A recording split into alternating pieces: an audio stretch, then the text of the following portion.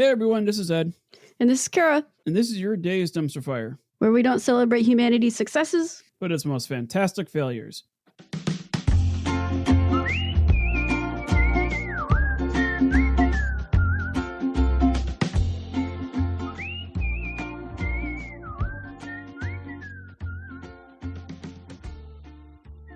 You know, for this being our holiday vacation, I feel like we're pretty productive today. We are productive today. I've been making it a point to be productive this week, though. Yes, same here. Like, even though I've been traveling to like Utah and all that other fun stuff, like, man, I've been like, I wake up like at 6 a.m. I get cleaning done. I'm getting laundry done. Nice. This is our second podcast episode we're recording today. It's like, yeah, I got to do laundry today after this. Oh, so I'll make sure this goes on for like 8 hours so you don't have to do it. Perfect. That's good. Which means I'll have to do it tomorrow while you and your family are here with my husband and I. No, you can just make me fold the laundry because I've gotten really good at it. No, I won't do that to you. It is kind of weird folding somebody else's laundry. Yeah, a little bit. Yeah. Like shirts, pants, that's fine. But when you start getting into like underwear and bras and socks, it just gets awkward. Yeah, just do your wife's. It's fine. Yeah. Well, even still, I just crumple it into a ball and throw it in her drawer. That's awesome. So yeah, speaking of women's unmentionables, today's episode has nothing to do with that at all. Facts. Yes. Today we are going to be diving. Oh wow, no pun intended. That was a good one. Yeah, we're gonna do the whole AI answer. Do a deep dive into the very famous and a very horrific Byford dolphin incident, which on the surface doesn't sound like a Byford dolphin. It sounds like a cute stuffy that you'd buy from SeaWorld. That's true. But then when you actually get the details of what happened, you're like, oh, golly, that's horrible. So I want to start off with a warning. This won't be an explicit episode because we try to avoid, like, obviously swearing and all that stuff. We want to keep this a family friendly podcast. So this won't be explicit that way, but it will be graphic. This is an incident where 4 men died, albeit very quickly. They died in like a tenth of a second.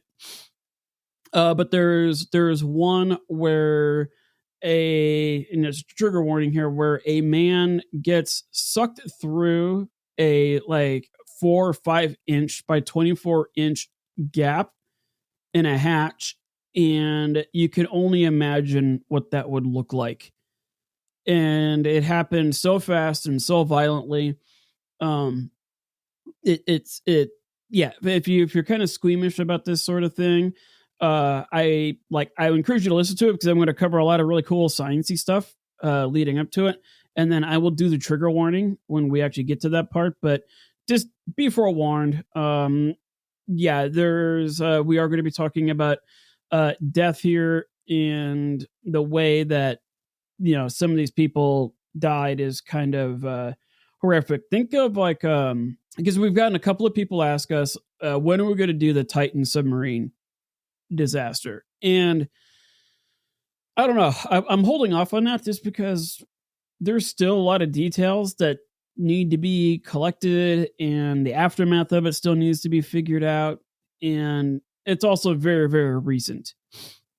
Yeah, the families are probably still working through some of that too. Yeah, and I know there's like a lot of lawsuits going on, litigation, and like government involvement in terms of like policies, and so like we're going to hold off on that one. But the incident that we're talking about today is the exact opposite of what happened with the Titan sub. So where the Titan sub, the 5 people in there that died were crushed.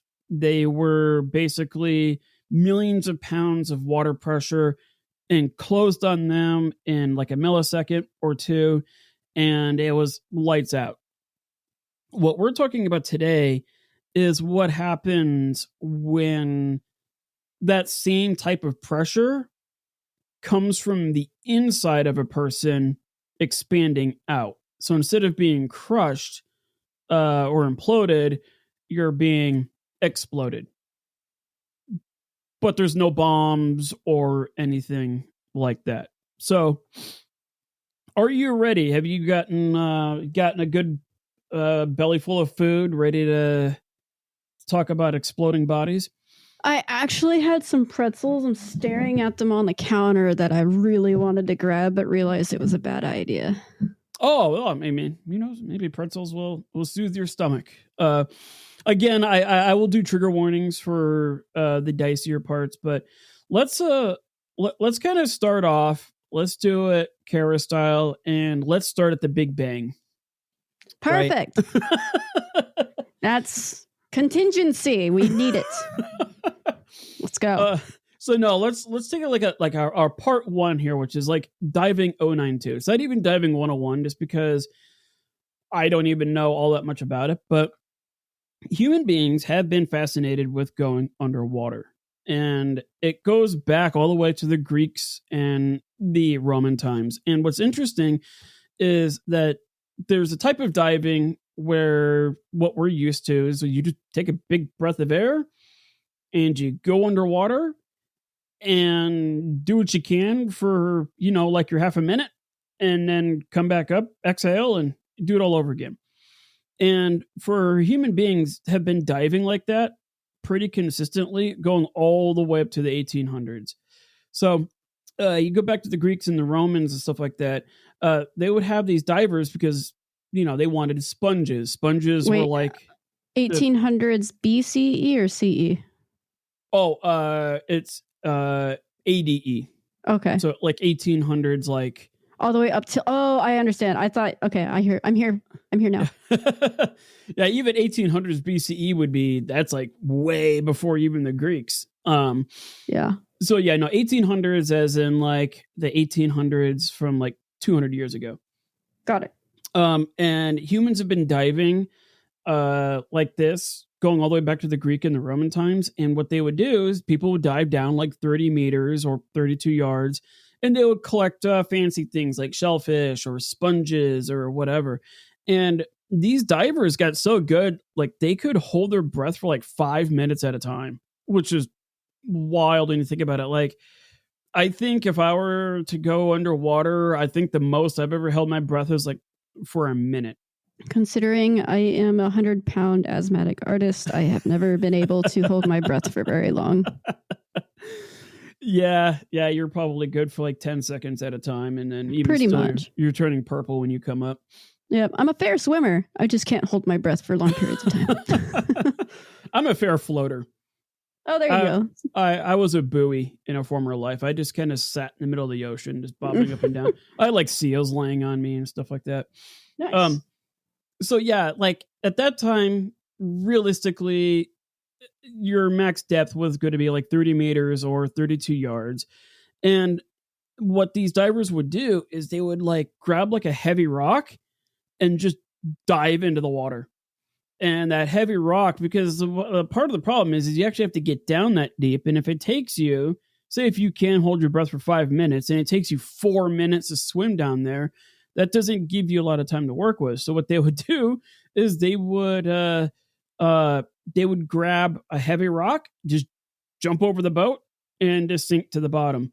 That's terrifying.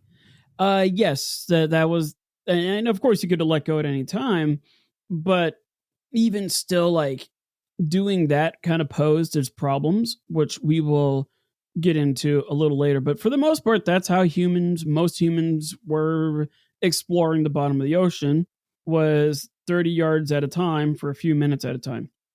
And then we come along to Aristotle, or Aristotle, as perfect. That's good. One guy who couldn't pronounce Avondale as a Bondoli.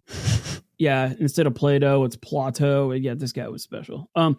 Anyways, so 4th century BCE, Aristotle proposed using cauldrons. Get these iron cauldrons, you flip them upside down. They're heavy, so they sink. But it would basically form what we now call today as a bell or a diving bell. And the idea is you flip the cauldron over and traps a bubble of water underneath it. And that was handy because one, that the bell or the cauldron would weigh like 100 pounds. So that would get you to the bottom quicker.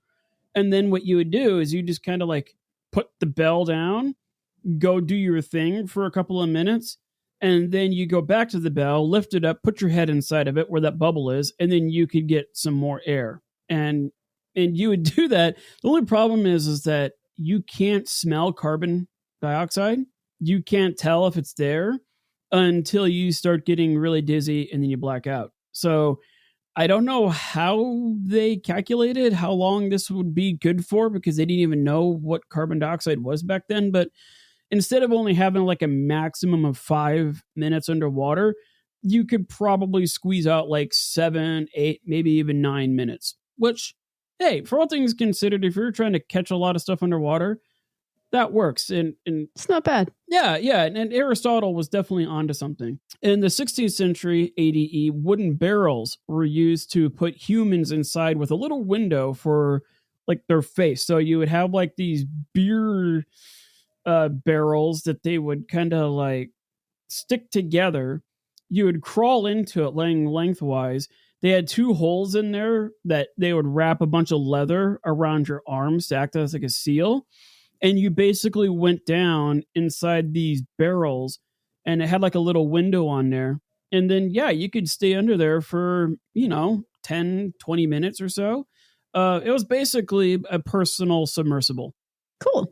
Yeah, and that was the 16th century, and I think that was right around the golden age of Islam or the tail end of it, where that kind of technology was being developed. It was later decided that you could actually pump air into that and stay down even longer, which, that's pretty clever. So at around the same time, England and France, they were working on creating basically leather diving suits. And then they would have kind of like a bell. They would have this iron helmet-like thingy that would then hold on to air. So they were kind of like the first, I don't know, air quoting here, deep sea divers. They could go down to like 50 meters. Still kind of sketchy. In the early 1830s, going up to the 1870s, diving suits along with these giant bronze helmets. So they did away with using cauldrons and they specifically cast bronze helmets. And those are the ones that have like the little windows like all over it. Yeah, those are the famous ones that have become like iconography. Yeah. And those were used forever, even up into like the 1960s and 70s. Mm-hmm. Those types of suits were pretty common. And the benefit to them is that you could hook up like a closed circuit pump and then you could actually pump air into it. That's pretty cool. Yeah. And so you would have like some guy on a boat, like constantly working this bicycle pump to get air in there. The other thing too is that these worked great for expelling CO2. So that's something that people don't think about. You could put somebody in a room, say like the Odyssey, right, in Apollo 13. Like you could pump all the oxygen you want into that spacecraft, but if you don't get that CO2 out, it doesn't do you any good. You'll still asphyxiate even though you're pumping in pure oxygen. You have to get that basically human exhaust out. Yeah. Some way.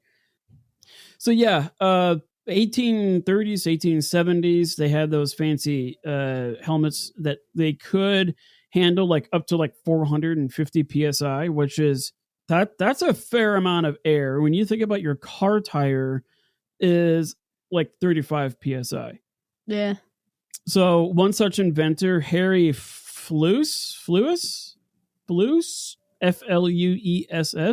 he made a suit so successful, he was able to go down 30 feet much longer than anybody else. I think he was down there for like an hour or something like that. But the problem is that the pumps worked too well, too goodly. In other words, the pumps worked to the point where the guy actually died of oxygen toxicity. Nice. Too much. So yes, there is a thing of getting too much oxygen. Just like too much water. There is such thing as too much. Yeah, like you've seen those athletes like in a football game, like they'll put like those O2 masks on or whatever. They can only be exposed to that for a few minutes at a time. And even still, that's like 30% oxygen. Breathing in like pure oxygen can actually cause like brain damage and all that stuff, just because the way oxygen is a fairly corrosive substance, all things considered. It's one of the reasons why we age, is because oxygen physically wears out our bodies, even though we have to have it to live. In the 1920s, technology developed to the point where deep sea diving suits were effective like up to hundreds of feet. And divers could stay underwater for like hours instead of minutes. Harry Houdini, he was so fascinated with the concept of a deep sea diving suit that he actually invented his own model. It was called the Houdini suit. And yeah, it was very popular. And yeah, like deep sea diving from like the 1920s, realistically kind of going up to the present, kind of revolved around these diving suits and making it so that people, albeit tethered, they could stay underwater for very, very long periods of time. Everything changed in 1938 when Edgar End and Max Knoll spent 27 hours breathing air at a simulated depth of 101 feet. So there was a research hospital that these two guys went to, and they could simulate using pumps. In theory, you can do this at home, I guess, if you have the equipment, but you can simulate being under so much pressure underwater. If you get a watch, let's say you buy a watch and it says it's water resistant to 200 meters. Well, the way they test that is they put the watch in basically like this little acrylic tank. They put maybe a cup or two water in it, so the case is completely submerged.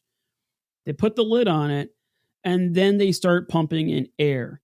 And that air puts pressure on the water, and you can set it so that, like, okay, I'm going to pump this thing up to, say, 5 atmospheres. Well, when you bring it up to that point, you're basically saying, like, hey, this watch is under, say, 150 or 200 meters of water, right? So you don't have to have an ocean's worth of water to test these pressures.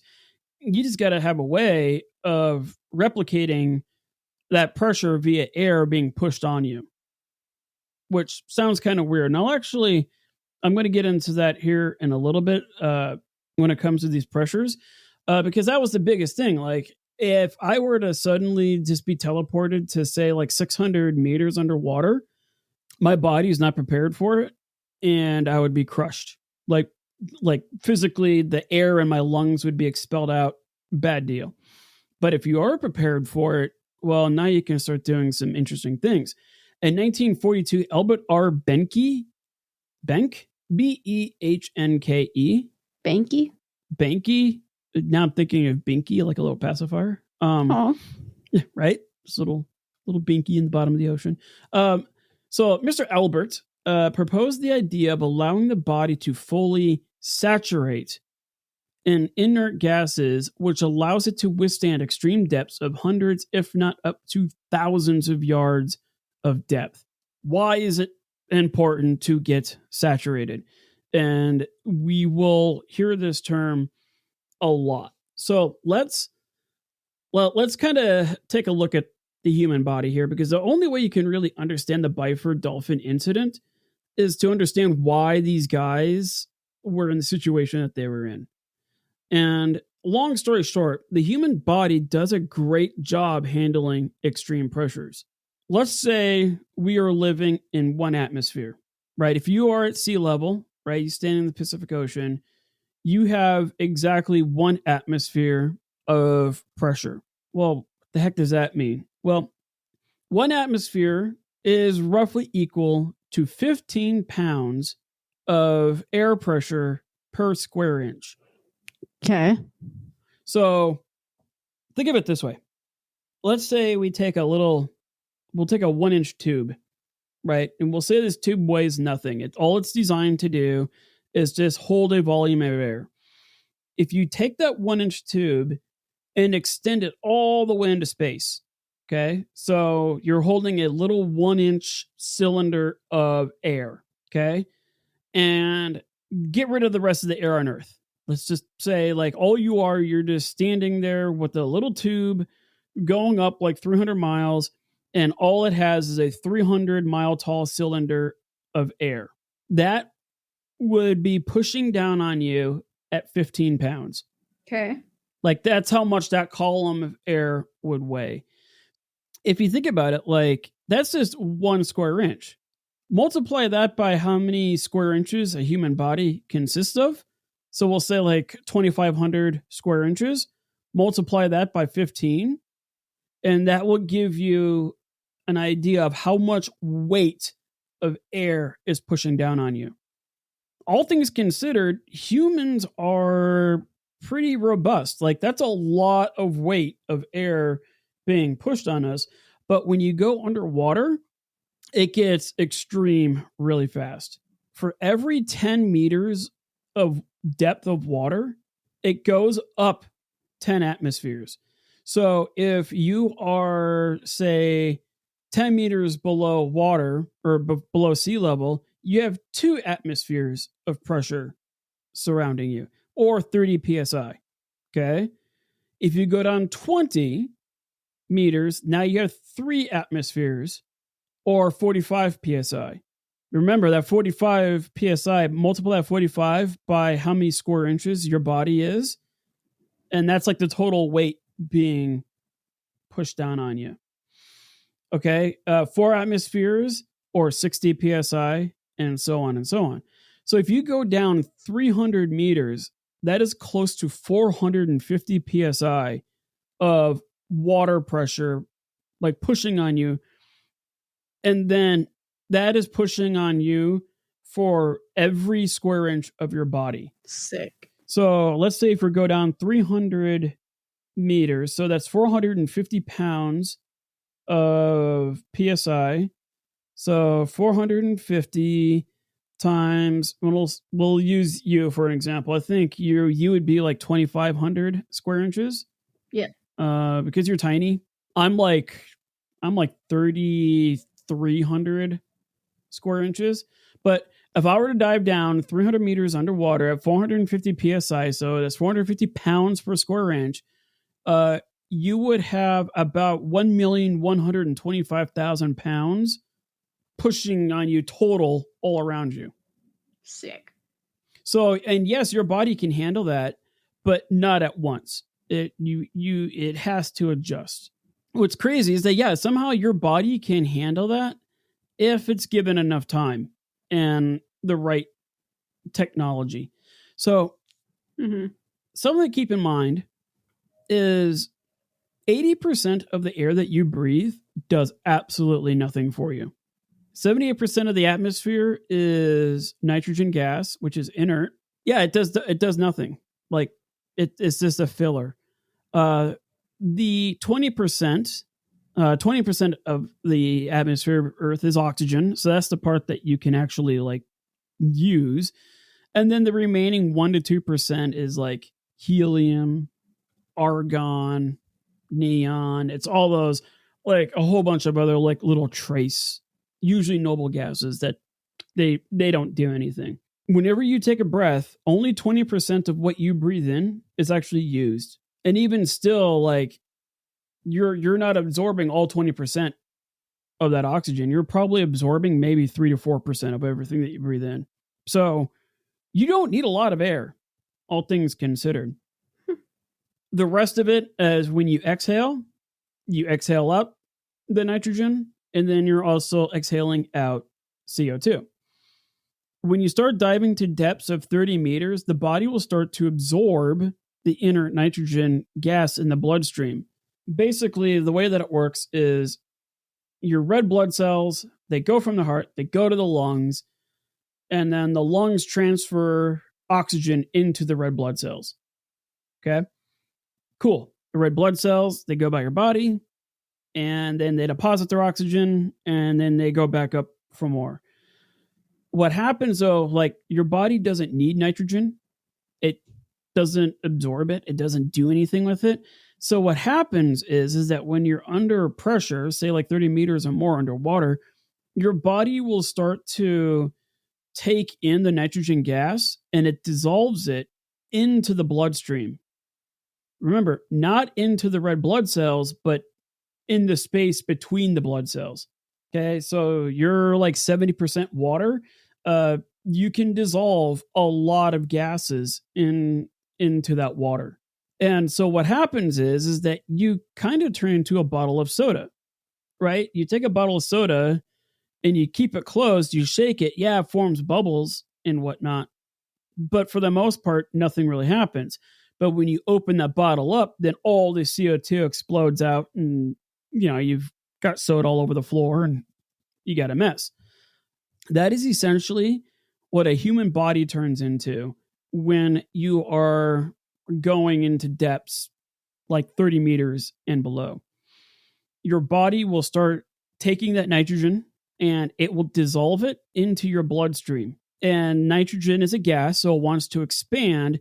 Well, when it wants to expand, it puts pressure internally in your body. It's pushing out while the water is pushing in.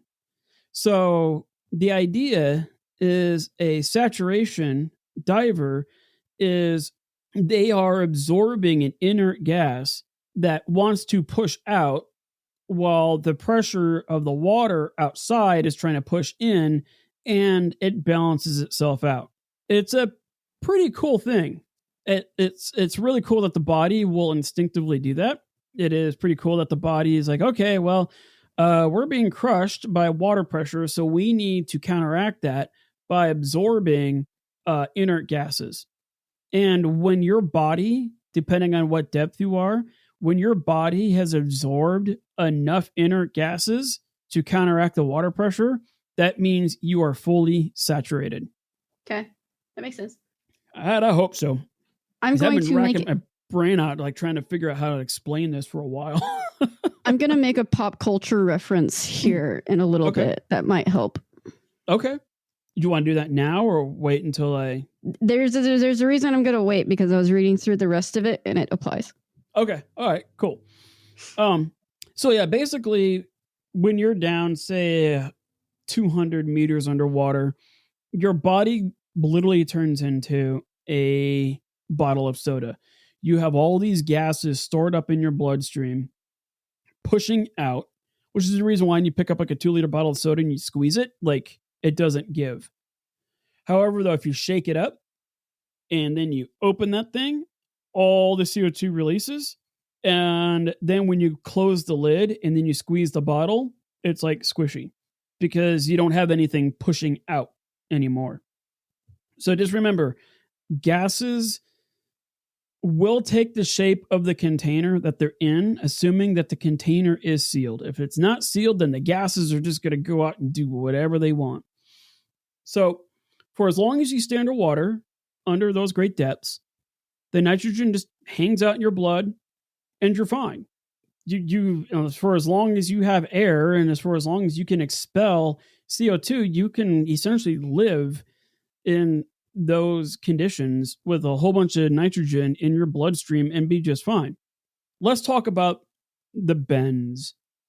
This is probably something that they teach in diving school, like the first day. The bends is a common problem for any diver, especially if you're going 30 meters or below.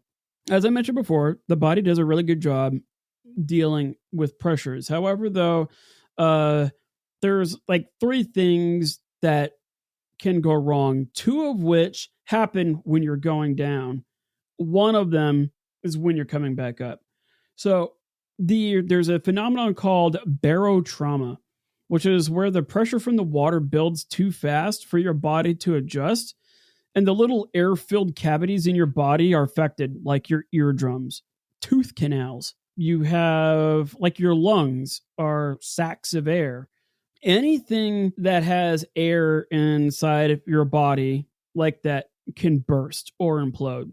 So let's say if you go like 10 feet underwater, you probably could feel it in your ears. You can really feel like the pressure on your ears. If you go down too fast, too deep, your lungs. So yeah, you've got the stuff inside of your lungs that the blood comes in contact with, but then really everything below all that stuff is just air. And like those can burst. So that's barotrauma. That's where you're physically sustaining damage due to a drastic increase of pressure. If you ever want to try it at home, if you have a pool with a deep end, just swim to the bottom and you can feel it. Yeah. So yeah. Yeah, my grandfather's retirement community, they had a giant pool there that was like 16 feet deep. And my brother and I would like intentionally try to swim down there and see how long we could last with all that water pressure in our ears. And then we'd come up and then we're like trying to get the water out of our ears. Yep. And yeah. I mean, do it at your own risk, but you can experience that in a very light, non-painful, annoying way if you would like. Yeah, I want to say it's like super painful. It just feels weird. Yeah, it just feels weird. I could feel it in my sinuses. Like I would feel that in there. Like it felt like my sinuses were pushing on my eyes, which they kind of were. For me, it's the tooth canals. Like if you go down to say like 100 meters too fast, your teeth can explode. That's fun. Yeah, that doesn't sound like a good time. Yeah. It's pretty rare. Like you have to have like a cavity, like the tooth has to be weakened, but the idea of a tooth exploding, I'm good. I can live without that. The other one I didn't know about, but it kind of makes sense. There's a phenomenon called nitrogen narcosis, and this can be very dangerous. So 30 meters or 100 feet, the body starts to absorb the nitrogen into the bloodstream. However, if you go down too fast, the nitrogen, because you have a barrier in your head, it's called the blood-brain barrier. And what it is like the brain is supposed to be isolated from the rest of the body. So blood comes up and it does come down, but there's a barrier that keeps it so that like certain things will stay in your brain. And one of those things is nitrogen. So if you have too much nitrogen in your bloodstream, that nitrogen will rush to your brain, and the effects is basically it makes you drunk. It messes with the receptors in the brain. It slows everything down, and you instantly become drunk. And obviously, when you're drunk, you can make very poor decisions. When you're underwater, like in a scuba situation, making bad decisions or being drunk or both is not a good combination. And there's been cases where people will take out their breathing regulator, not realizing that, they're 100 feet underwater and you need that regulator to stay alive, but they're basically too drunk to realize what's going on. And so that's nitrogen narcosis, which I had no idea that you could get drunk off of an inert gas. But interesting. Yeah. The real concern, though, is when you have to surface. This is where you can die. So, as mentioned above, when you spend enough time at deep depths, your body will absorb excess nitrogen gas and store it in the bloodstream. Not in the cells, but in the bloodstream. I've got to make that very apparent. When oxygen is being stored in your cells, it's basically like an ionized form of oxygen, and it's not really behaving like a gas. It's behaving like an oxygen molecule is locked into a blood cell. It attaches to the iron in it.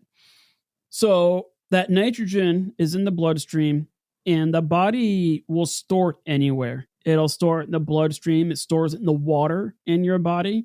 It will store it in between cells. It'll pack it into fat, which don't take this the wrong way, but like there's a lot of fat in you. And I'm not saying that you're like morbidly obese, because you're not. You're like I'm average. You're like this itty bitty little thing. But there's a significant proportion of your body that is fat, and that's important. Without that fat, you don't live for very long. Mm-hmm. So that like having all that nitrogen be stored in your fat is a contributing factor. So like if you're a really, really, really heavy dude going down, you got to be careful when coming up because you're going to have more gases dissolved in the fat structures of your body. So the only way that nitrogen gas can leave is through your lungs. It can only exit the body via your exhales. So if you're underwater and you're under pressure, that nitrogen gas will kind of be in equilibrium to the pressure pushing down on you from the outside water column. But then when you come up, you have to vent that nitrogen out. You have to exhale it out. And that's not necessarily a fast process. If you have a bunch of nitrogen stored in your fat, well, your fat doesn't actually get a lot of blood. It just sits there. All that nitrogen gas has to be vented, and it takes time to work itself out.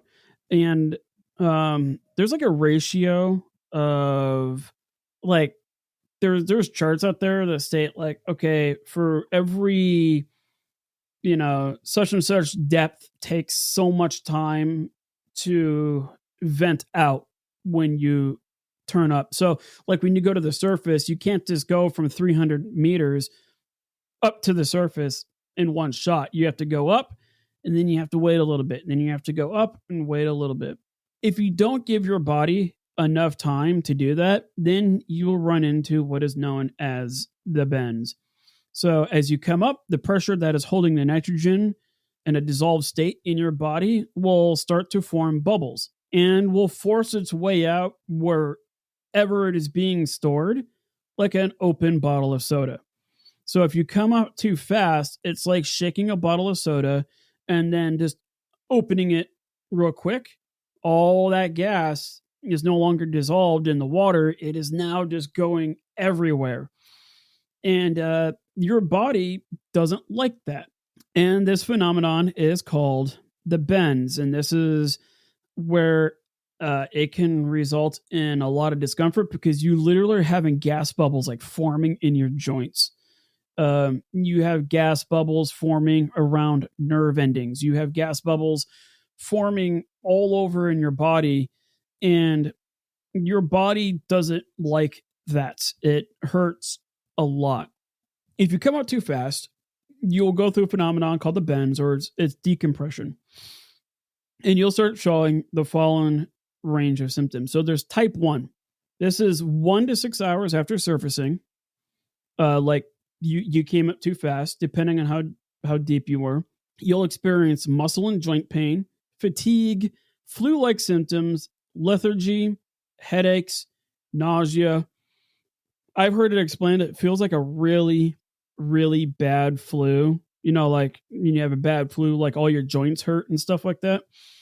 The type 1 will feel like that with the worst of the symptoms happening about 2 hours in after surfacing. So you're going to feel like crap.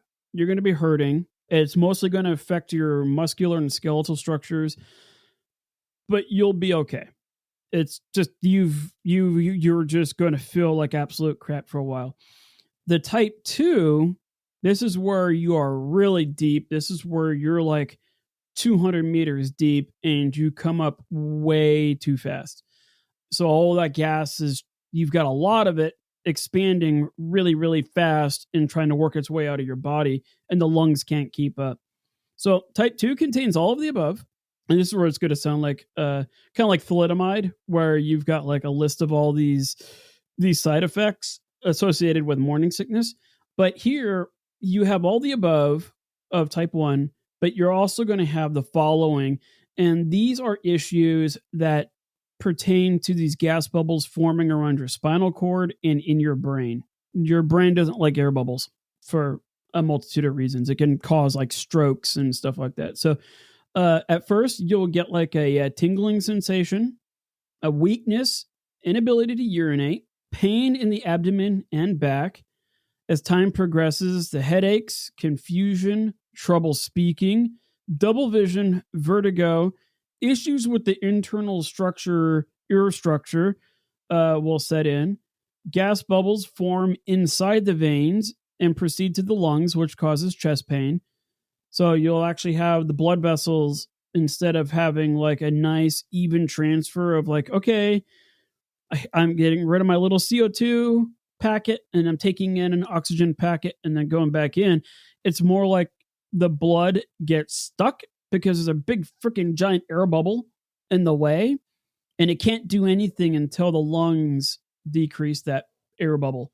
Multiply that by like thousands of air bubbles.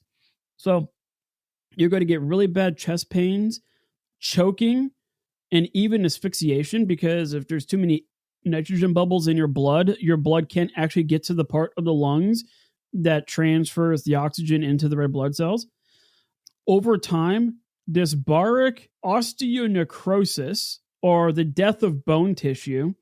I didn't know bones had tissue, but I thought bones were made out of bones, but apparently bones can die. That's a problem in its own right, because that causes like severe arthritic pains. Not uncommon to require a joint replacement down the road. So if your joints get jacked up because of the necrosis, it doesn't hold on to any sort of like cartilage, and it just wears out really, really fast. So it is very common for people to go through stuff like this too many times. They have to get joint replacements. However, the scary stuff is the neurological stuff. So we're talking partial paralysis, stroke-like symptoms. So like half your face just drooping, lack of sensation, brain malfunction, spinal cord damage, permanent vision damage, and worst of all, a very, very slow and painful death.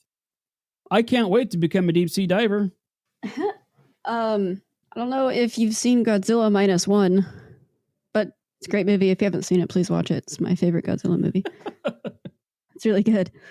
But one of the plans to get rid of Godzilla was to very, very quickly drop him to the bottom of Tokyo Bay, which is almost 2,300 meters deep. Oh, wow. So drop him to the bottom really fast.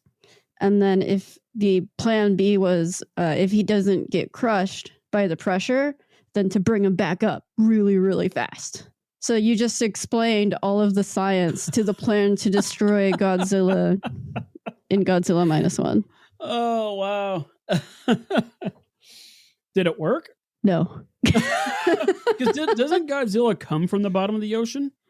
It depends on where you're getting your lore from, I guess. But yes, essentially, yeah.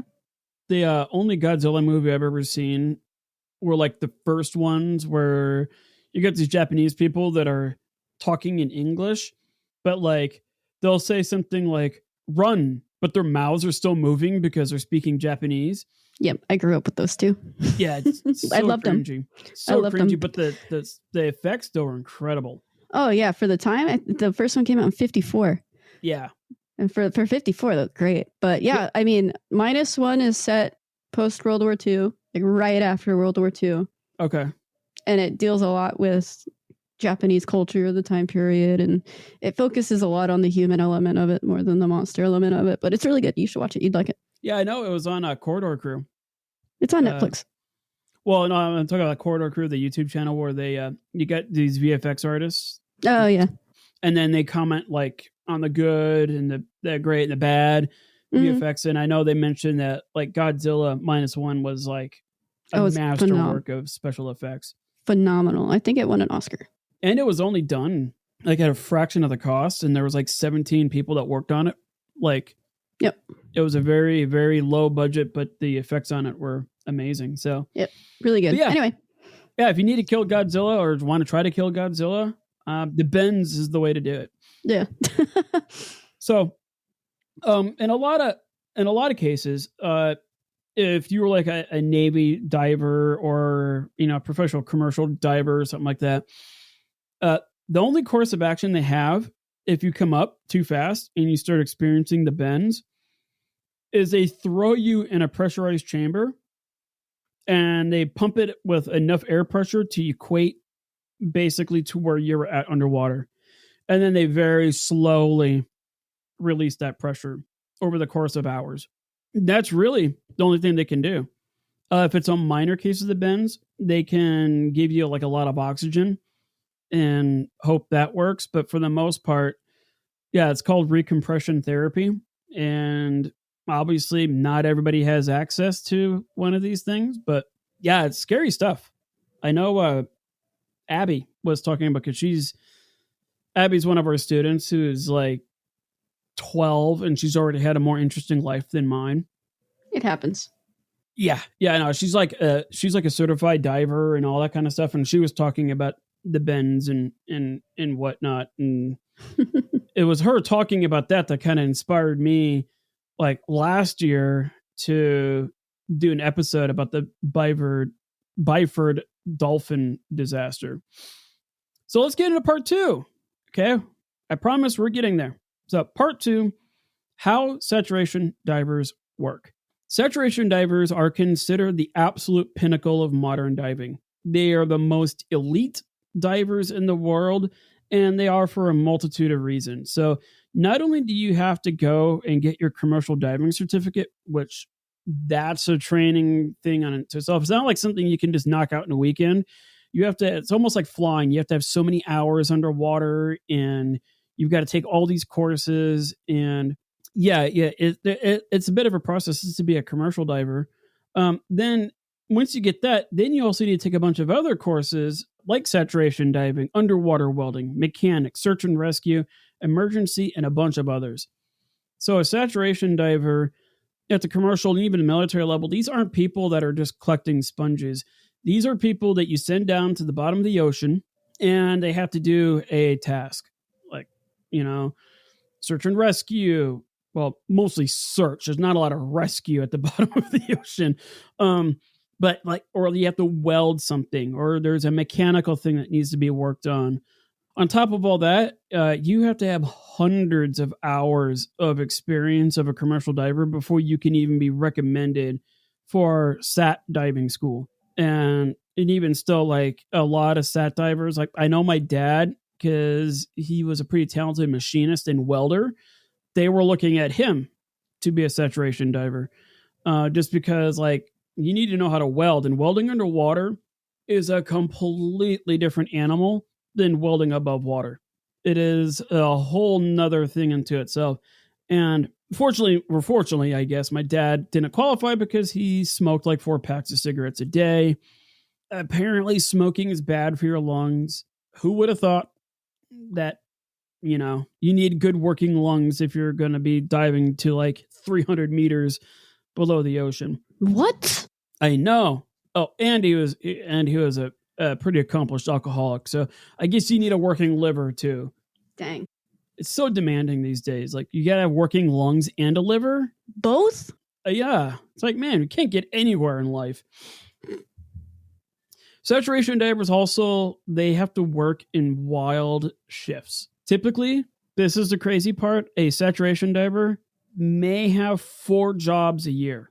And like you could talk to a welder today, let's say you're a welder in a shipyard, you're working 8-9 hours a day and you'd be working on a ship for like a year at a time. And you'd be doing that for like a regular salaried shift position, 9 to 5, Monday through Friday, and you'd be doing this for years. A saturation diver, they only do 4 jobs a year and they're out on 4 to 8 week long missions. So they're gone for like a month to 2 months.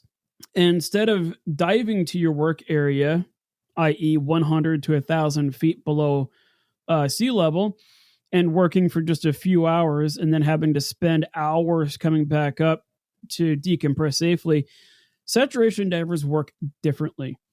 Divers descend in what is known as a bell. Thank you, Aristotle. This bell, while they're inside of it, as it goes down, and it can take like a day for the bell to get down to where it needs to go. But as the bell goes down, it's slowly increasing the air pressure in it. They maintain the oxygen at 20%. That remains the same no matter what.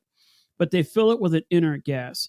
And they do that instead of nitrogen because they don't want people getting that not barotromic, it's that nitrogen, what is it? Nitrogen narcosis.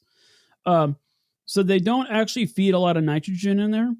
Instead, they feed in helium, which is funny because you ever watch videos of these deep sea divers going down in the bell? Like they start off talking normally, and then the voices get higher and higher and higher. And here are like the most bravest men in the world. These are burly deep sea divers, and they're talking like a chipmunk for weeks. It's amazing. Love it. It's super funny. It's like, it kind of reminds me of the movie Up. Remember that alpha dog? His voice thing was all messed up and he had that really, really high pitched voice. Yeah. Even though he's like this super strong, manly dog, but he sounds like an idiot. That's literally what's going on here. So the reason why they use helium instead of nitrogen is because helium is a noble gas and it doesn't react with anything. So it can't make you drunk or anything.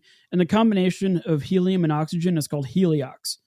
Helium also decompresses from the body faster than nitrogen. And yes, it does make your voice sound a little weird, but the long term is that it's better for you. The idea is that the divers essentially live underwater for weeks at a time. And they can work anywhere between 6 to 14-hour shifts. As we will see with the Byford Dolphin incident, these welders were underwater. They were working 16-hour shifts, and then they were given like 3 hours to sleep, and then they had to prepare and go back out. So they are living inside this bell, which is about the size of a minivan, for weeks at a time. And so they don't have to decompress every single day. They are just living in this bell, and then they suit up and they dive out the bottom. They go do their job, and then they come back up and, take a break. Man. Yeah. These saturation divers also work 24 hours, like they work in shifts. And you would send a crew down to work in like shifts of 3. So as a result, you don't have all your divers down at once. You don't have all your divers under, like, in the water at once. You'll have some underwater, you'll have some in the bell, and then you'll have some up top decompressing. So after a few weeks underwater, it's time to come back up. So the rule of thumb is that divers need to spend 1 day for every 100 feet of depth to decompress. So that you can come up really, really slowly, right? And you can spend, 6-8 days coming up to the surface. So if you think about it, if you're 650 feet below the surface, then you need about 7 to 8 days to decompress to avoid the bends. If you're 650 feet below water and you come up like instantly, the bends would be so extreme that it'll probably kill you instantly. So that's a good time. Yeah. So usually the ascension phase takes place underwater, but it's also possible to pressurize the bell to how many atmospheres are down there. So you pressurize the bell, and then you bring the divers up to the top quickly because you're still under pressure. Then you connect the bell to a system of decompression chambers, and it's above water. You actually get daylight. You've got food coming into you and all that stuff. It's basically you're living in like an apartment for, a week to 10 days to decompress. So you could either come spend 6 to 8 days slowly coming up to the top, or they could just pressurize it, pull you up, throw you in a decompression chamber, which kind of works like a space docking system where you have to hook the bell up to a trunk. They have to pressurize the trunk. You have to move the divers over. You have to close everything. Then you've got to slowly decompress the trunk and then decompress the bell. And then your divers are inside this chamber, which looks like 3 or 4 minivans kind of like stuck together. And they have like bunks in there. And they have that television. The newer ones now have like video game consoles. Like, you are literally just chilling inside of this thing for a week to 10 days. Yeah. I was thinking about, how sci-fi movies have their compressors between like the space, and then you have your little room, and then you have the station. Yeah. That's what it reminds me of. It's pretty much like that. Yeah. Where like what's so crazy is that these chambers are pressurized to like 9 atmospheres, and They are pressurized, and if you think about it, the pressure difference between inside those chambers and the outside air is similar to that of being in space. Okay. Yeah, that makes sense. So like space is almost a perfect vacuum, and if you're up there at 1 atmosphere to like you're at 15 psi inside your spacecraft, and then you go outside where there is no pressure, it's the same as going, and actually kind of worse. If you're at 9 atmospheres going down to 1, you're going from like 1300 psi down to 15. Yeah. Like instantly. So yeah, it works a lot like space in that regard.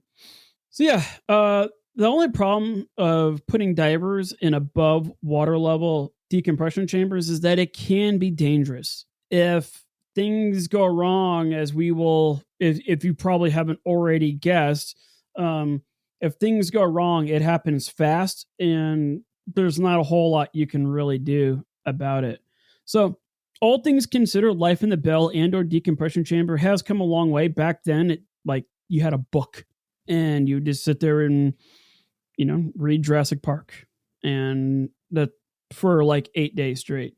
Now there are like televisions, rec centers. There's even a gym. In fact, they encourage you to be on the treadmill because the more you breathe, the more of the inert gases you can expel.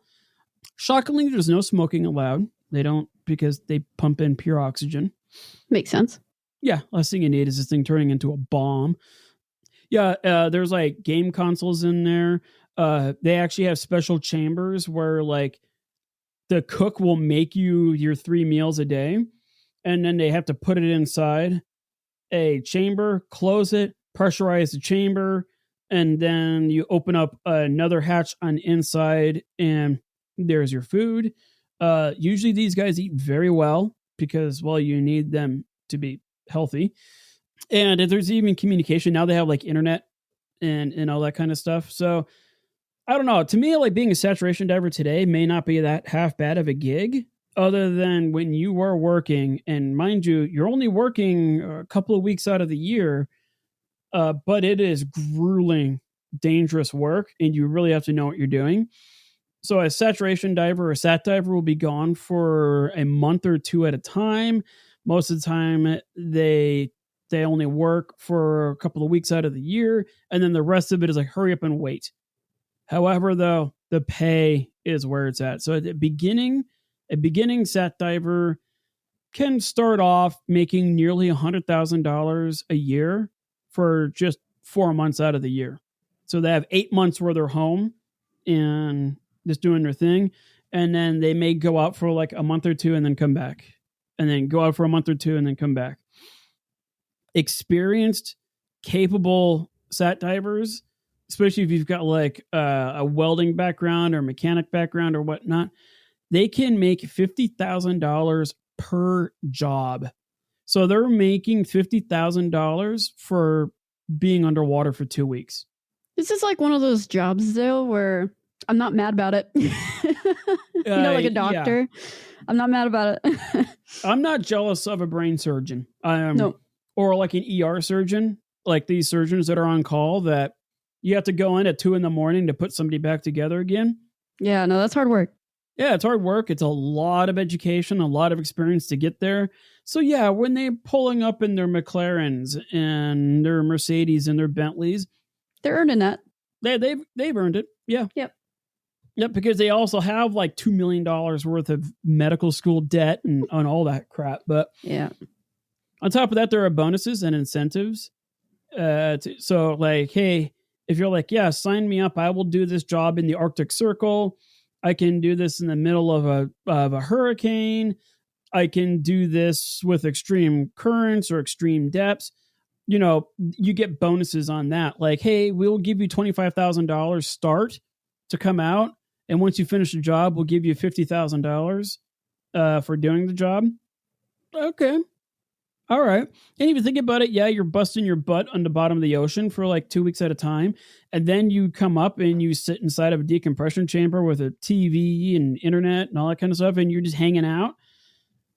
That's not too bad. But for me, I don't know if I could handle living in a minivan at like 650 feet deep for a week to 2 weeks at a time. I don't know if I'd want to do it. It definitely takes a special person. And knowing too that if anything happens to that bell, gone. Like, yeah, there's no slow leak. There's no, oh no, we've got 10 minutes to figure this out. It's like, oh, you have 0.5 seconds to figure this out before you're gone. So, yeah, I think it really does take a very special kind of person. And what's really funny is that I was reading like a firsthand account from a sat diver yesterday, and he's like, saturation divers, they can hate each other above water, but when they're underwater, completely different dynamic. Yeah, that makes sense though. Yeah, they're like family when they go underwater. When they get up, they can beat the crap out of each other or whatever. But for the most part, like saturation divers, when it comes to the job, these guys and take women it seriously. They take it very seriously, and they're watching out for each other. It's pretty cool. So yeah, that is a saturation diver. That's kind of the idea behind it.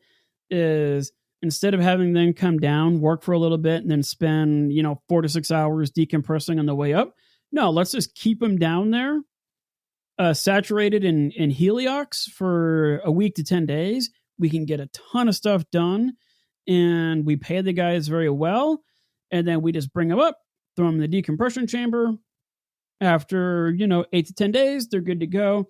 And then they always have them on rotation. There will always be, and usually most deep sea sat divers that you see, they're like working on oil rigs. That's like the most common scene, but they can work on everything from like salvaging ships to laying underwater cables to all sorts of stuff. But mostly it's oil drilling rigs is where you see them hang out. And that brings us up to part 3, the Byford Dolphin incident. The actual Byford Dolphin incident, or part 3 here, on November 5th, 1983, this is one of the worst disasters, if not the worst, in saturation diving history. And it all took place in less than a second. I think it's like 0.11 seconds or something crazy like that. So the actual Byford Dolphin rig was a deep sea oil drilling platform. It looks like an oil rig minus the superstructure. It's really just a oil rig. It's like a floating platform that drills holes in the bottom of the ocean.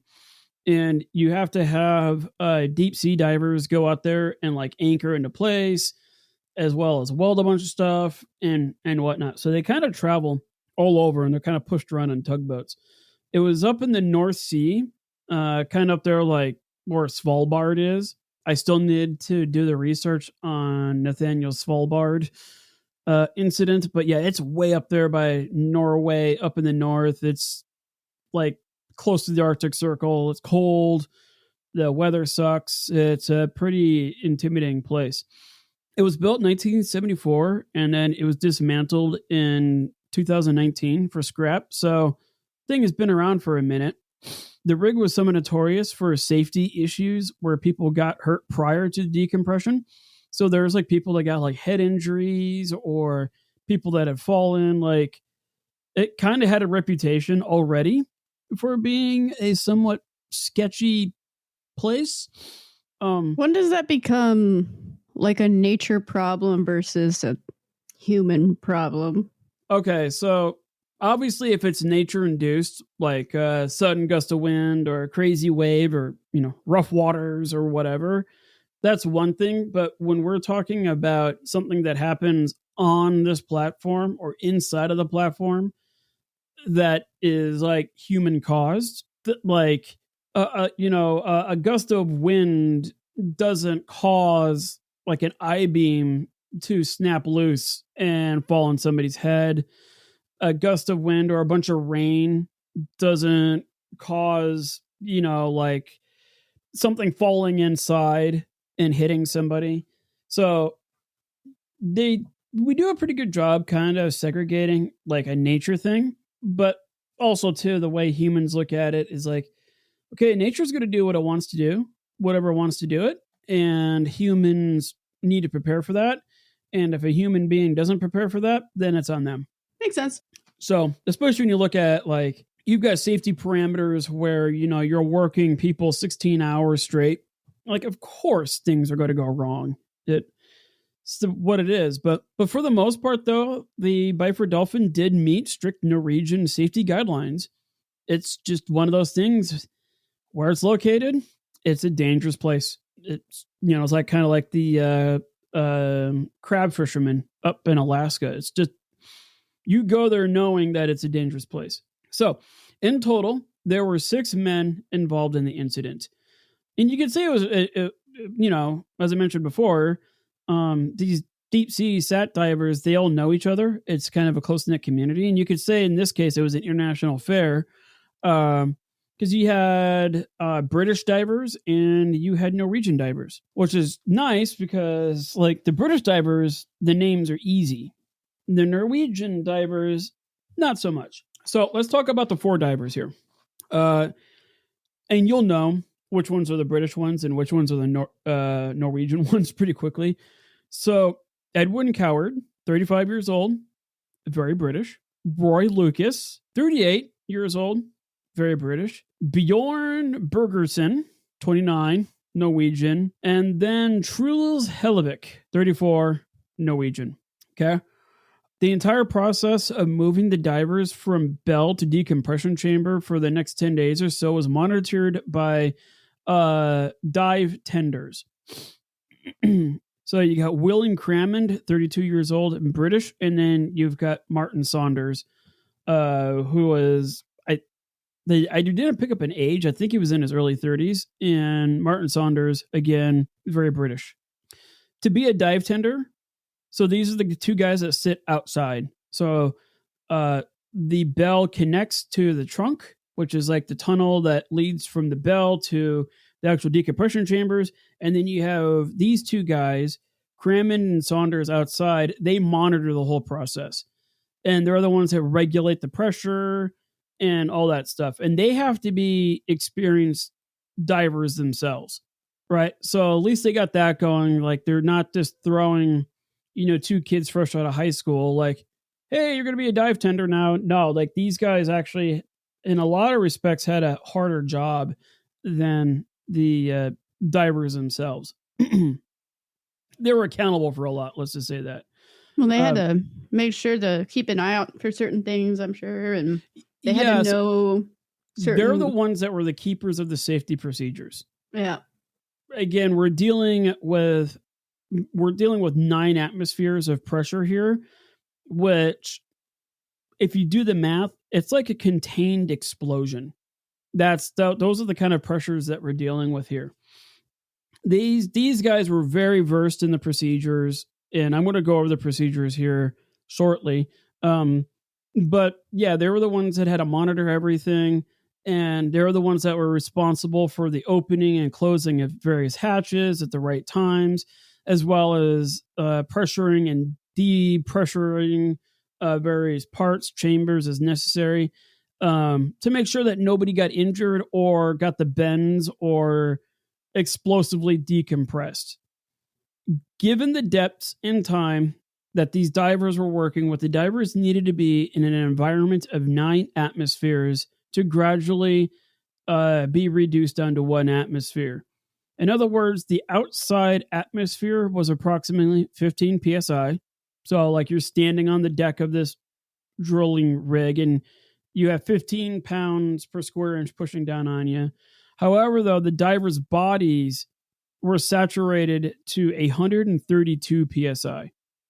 There's a big gap there. And you take that 132 and times that by their body volume or surface area. Boy. So I mentioned this earlier, but I kind of go over real quickly again. So like, as you're sitting here listening to this podcast, if you measure out 1 square inch of your skin, you'll have about 15 pounds of air pushing down on it. Now that's at sea level. As you go higher, it goes down. As you go lower, it goes higher.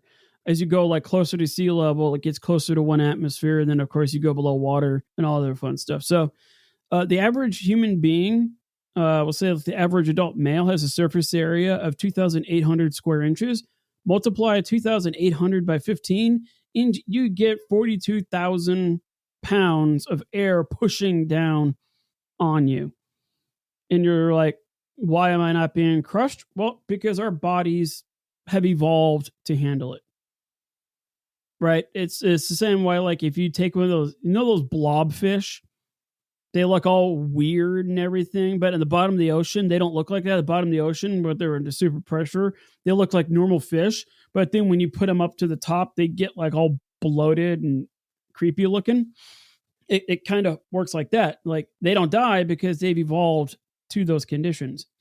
And it may not seem like it, but yeah, we're engineered to handle those sorts of pressures quite well. In fact, if we go below 15 psi too much, that can cause a lot of issues too, like blacking out and whatnot.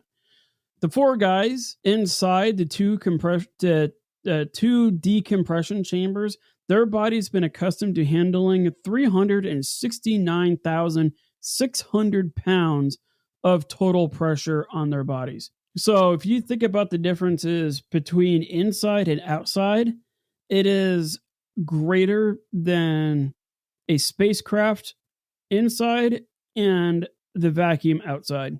That's a lot. Yeah, it's almost like you're better off experiencing a decompression in space than you are in this setting, if you think about it. So yeah, these guys, they had to be decompressed for 10 days or so, and they were basically inside an unexploded bomb. That's the pressure that we're dealing with here. Here's the layout. And we'll post a picture of this on our website, thedayisdumpsafire.com. Imagine you have like 3 cans sitting, like 3 soda cans sitting horizontal to each other. On the left can is chamber number 2. And there was 2 divers in chamber number 2 already. In the middle can, you have chamber number 1. And chamber number 1 is where the docking portal is for the bell. So the bell would attach to chamber number 1 via 2 hatches, right? So you're in the bell and you pressurize chamber number 1, you open up the bell, and then you crawl through the trunk, and then you open up another hatch, and that hatch puts you into chamber number 1. And then chamber number 1 has its own hatch and trunk that leads to chamber number 2. That way you can have 2 sets of divers at different stages of decompression. So you can regulate how you want to decompress them. And then it makes rotations easier. Yeah, way easier. And then the third can on the right, that's the escape capsule. So once everything is completely decompressed and you're good to go, then you would exit out the escape capsule, which is like almost like an air interlock type of thing. So just try to envision that 3 soda cans turned horizontally, and they're all attached by their own little tunnel. The middle can has a special port on it for the diving bell to come up. So Lucas and Coward were already in chamber number 2 from a previous dive session. They had just gotten up there before, and I think they were asleep. Like they were resting in chamber number 2. Chamber number 1, this is where Heliox and it was Heliox and who was the other guy? Oh my god, I'm forgetting all their names. It was Heliox and oh my gosh. Oh, and Bergerson.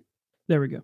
So Heliox and Bergerson, they were coming in from their shift. So chamber 2 and chamber 1 were open to each other, and then chamber 1 had the bell attached to it. So basically, Heliox and Bergerson got out of the bell and they crawled through the trunk, and they're in chamber number 1.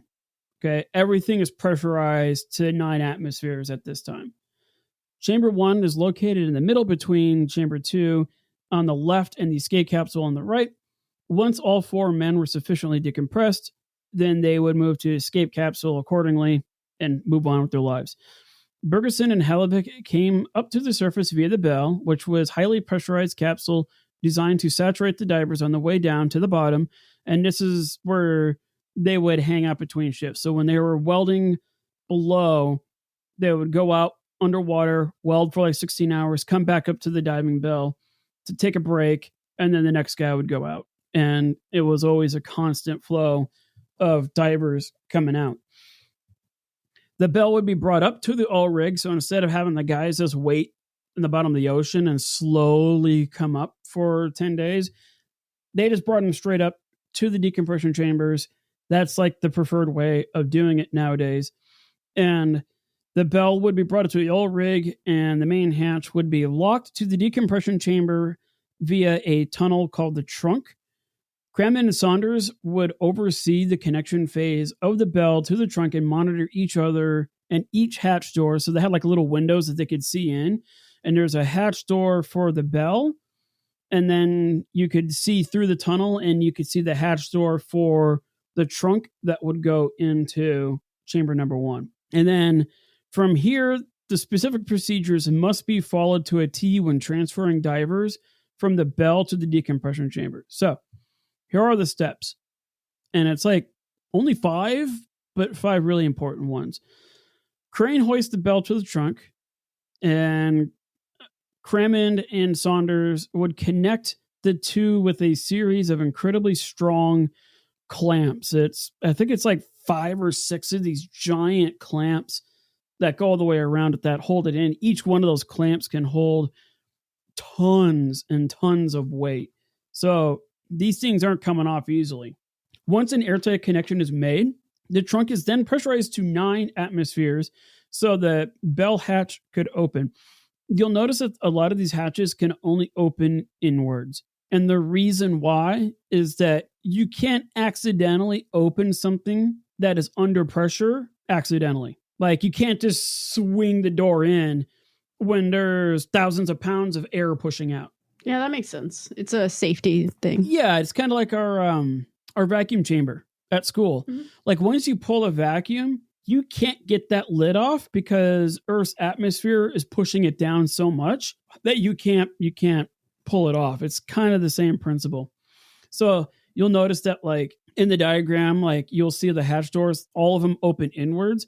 So that way nothing can be accidentally opened while it's under pressure. That's okay. That makes sense. So once the trunk was pressurized, the divers would move into the trunk and wait there for chamber 1 to come to 9 atmospheres of pressure. Once that was done, the 2 divers would move into their new chamber and close the hatch behind them. From there, the trunk and bell would be depressurized and then made ready for the next set of divers to go down. It's kind of convoluted, but it's basic sense, right? Like, don't open up anything and don't disconnect anything until everything's at the correct pressure. Yeah. I mean, it makes sense to me. Well, the first half of the procedures worked fine. Because these divers and these dive tenders, they have done this a million times and they could do this in their sleep. In fact, they probably were, given how long these guys have been awake. However, though, it was when Heliox and Bergeson were inside chamber number 1 and getting ready to close that hatch door. So once they close that hatch door, then the trunk and then the bell would be depressurized and moved on.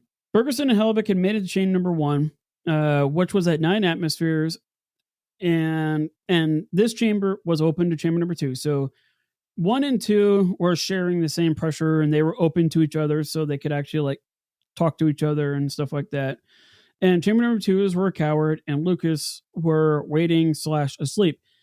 At this stage, the bell, trunk, chamber 1, and chamber 2 were all open. Basically, Heliox was standing by the hatch, by the trunk, and he was getting ready to close it. And because at that time, the bell, the trunk, everything was open, and they look back at it now, and what they should have done is left the bell, go into the trunk, close the hatch for the bell, and then get into chamber number 1, and then close the hatch to the trunk. But at this time, It just so happened that all 3 hatches were open, at least somewhat. Yeah, so the escape route presented itself. So we are in a chamber that is 132 pounds per square inch, stored in an area the size of a minivan or a couple minivans. Imagine all that surface area. We're talking like hundreds of thousands of inches at 132 psi. So 132 psi times 100,000 square inches, we are now millions of pounds of stored pressure. Just gas just trying to escape at all costs. So remember, the more you compress a gas, the more pissed off it gets, the more that it wants to repel each other. So just bear that in mind here. The escape route that the gas was looking for found its way out when the bell suddenly exploded off the trunk. The bell actually went flying out. This thing weighs like 8-9 tons. This bell went flying like 30-40 yards. Like it went almost a third of the length of a football field, and it just exploded off. And in less than a few milliseconds, the trunk and chambers 1 and 2 instantly decompressed from 9 atmospheres down to 1 atmosphere. In that interval of time, in that 0.11 seconds, 5 out of the 6 men involved died instantly. Jeez. Bergeson, Lucas, Coward died where they stood. Heliox died differently. So 3 of the guys inside, they just kind of like, they just collapsed and died. Yikes. And we'll get into like how they died because it's very different than Heliox. So what do you want to hear first? You want to hear about how Heliox died, or you want to hear about how the 3 other guys died first? I don't know. I guess we'll go with Heliox. Okay. Sure. Okay. So this is where the trigger warning comes in. This is where it gets pretty graphic. I am going to sugarcoat it, but it also, for the sake of what happened, there's no way of describing this without it painting a very gruesome image in your head. So, like, if you don't want to hear this, skip forward, like 5-6 minutes or whatever. Make it 7 minutes just to be on the safe side. So, just letting everybody know, this is the dumpster fire here. FYI. Yeah. Heliox was the one that was closest to the chamber 1 hatch door to the trunk. He was getting ready to close it when he experienced the full force of explosive decompression. As he was closing the hatch, when the bell exploded off, there was a 24-inch long crescent-shaped gap that was about 4 inches wide. So that hatch that he was standing towards was only open by 4 inches, and the crescent, because these were circular hatches, it made a 2-foot-long crescent that was 4 inches wide. It kind of looked like a miniature crescent moon.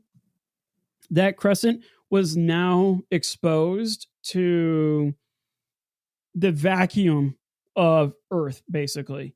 And when the bell blew off, he was essentially, quote unquote, extruded through the small gap. The front part of his body was blown into the gap with 9 atmospheres of pressure behind him trying to get out. His body, for a brief fraction of a second, sealed the gap. So this is like 0.01 seconds. But the pressure differential was so great that his torso split open, and basically all of his internal organs shot out, like sprayed out all over the deck of the oil rig. Jeez Louise. His internal organs were found dozens of feet away, including his liver, stomach. Most of his small intestines were basically strewn out by yards. Parts of his spinal column were found 30 feet up into the rig's structure above. Yikes. He was basically, as his stomach came in contact with that gap, all that pressure just ripped him open, and all of his innards were gone. So that's like the first part that goes through. The rest of it is where his body has to kind of collapse. And then the rest of him then goes through arms, legs, head, and all that. Yeah. His arms and legs were ripped out of their sockets, blown out into the ocean. So that's how far out they flew. Parts of his trachea and parts of his small intestine, they remained inside. So like his throat and a few feet of his small intestine, they actually stayed inside. They didn't make their way out, but the rest of them was all over the place. The grisliest part of this whole thing was that obviously his head is bigger than 4 inches. So in the process of his head being extruded through this 4-inch hole, his face was ripped off and blown out into the ocean like a mask. In fact, his face was just kind of floating in the water when they had a guy in a boat out there like collecting body parts, and they saw his face just kind of like laying there. Oh, that's a lovely, yeah. And his thing skull, to see. His skull was completely crushed in. Like it was instantaneous. Like, jeez. As gruesome and as painful as this is, the only consolation is that Heliox died within a fraction of a second. He wouldn't even know what happened. He wouldn't even have heard anything. Yeah. So that's the only thing going for it. The blood in his brain would have immediately boiled. So you know how like we would take a cup of water, put in the vacuum chamber, pull a vacuum, and then the dissolved gas, like the air in the water, starts to come out and it causes the water to boil at room temperature. Mm-hmm. That's what would have happened to Heliox in like a millisecond. Is instantly everything would have started boiling because he's got all that compressed gas inside of him trying to get out. Yeah. Yeah, it's brutal, and that probably would have killed him quicker than being extruded through that 4-inch hole. He would have no comprehension. It would have been like the Titan sub, but in reverse. So instead of everything imploding, he exploded, and he was gone just like that. When they actually brought him in for the coroner, when they did the autopsy, they're like, okay, let me see Heliox. And it took 4 guys carrying 5 trash bags, and they tried to reassemble them to represent some sort of a body to try to figure out the cause of death. But so much of it was destroyed, and there are pictures out there if you are crazy enough to want to look at it. But there's basically like a cookie sheet. Okay. They have a cookie sheet, and they have like a piece of trachea. They have like the skin that was on his face is now like a mask. And then they have like a small little pile of entrails and then like part of an arm. The rest of it was completely ground up. Man. Yeah, and I can only imagine like his wife would have seen that picture. Probably. I can't imagine like seeing something like that, especially when they had to bring her in to identify the body. Like, hey, is this your husband? How? What was left of the face? Yeah, that makes sense, actually. They kind of took like the skull and they kind of like, I hate to word it this way, but it was like Play-Doh. Mm-hmm. They kind of formed it back into something of the shape of a skull and then laid the face over it. So basically, it happened so fast that he wouldn't have known what had happened. Man. So that's crazy. Let's talk about the other 3 divers. Okay. So, Coward and Lucas, they were in chamber number 2, and it is believed that they were asleep. So they went to bed, never woke up. I'm hoping that is the case. Bergeson was behind Heliox when he was getting ready to close that hatch. And even though Bergeson was much closer, if it wasn't for Heliox's body absorbing that full decompression, Bergeson would have followed close behind. Okay. But since Heliox absorbed most of it, Bergeson died much like Lucas and Coward next door, which just dropped to the ground. Yeah. When Coward's, Lucas, and Bergeson's bodies were brought in for an autopsy, the coroner assumed that the bodies had been dead for weeks. Just looking at them and all that stuff, given their condition and whatnot, they're like, when did these guys die? Like 3 weeks ago? And they're like, no, yesterday. And The That's coroner was weird. like, when a person dies, so like someday, hopefully many, many, many decades from now, you'll die. And what happens is the fats in your body, basically, it's weird that the fats, the lipids, the cholesterols, you have many different kind of fat inside of you. You have all sorts of different fats, cholesterols, high density lipids, low density lipids. Like, you'd be amazed at how much fat is inside of a body, even if somebody is as skinny as you. I think my smartwatch said I'm like 33% fat. You're probably like 10 to 15%. So even if you weighed like 100 pounds, like 15 pounds of you would just be a blob of fat. Yeah. It's kind of weird. That stuff starts to melt. Mm-hmm. And when it melts into the bloodstream. It will melt into the organs. Like, for example, you have a lot of fat that surrounds your kidneys. It's actually when you're butchering an animal like a cow, you want that fat around the kidneys. It's called kidney fat. It's a very white, very pure form of fat, perfect for rendering, making tallow, frying stuff with it, whatnot. Like the fat that surrounds your organs and everything, it will permeate in. So yeah, when you die, your fats essentially melt and work their way into the bloodstream and the organs. However, due to the extreme decompression, the bodies behave more like being blown into space without a spacesuit, right? And this is what I was talking about before. Okay, you get a cup of water, you put it in a vacuum, you pull a vacuum. After a few minutes, you start to see the water boil. It's not boiling because of heat. It's boiling because the gases are no longer being held in with the surface tension of water, and they're escaping in the form of bubbles.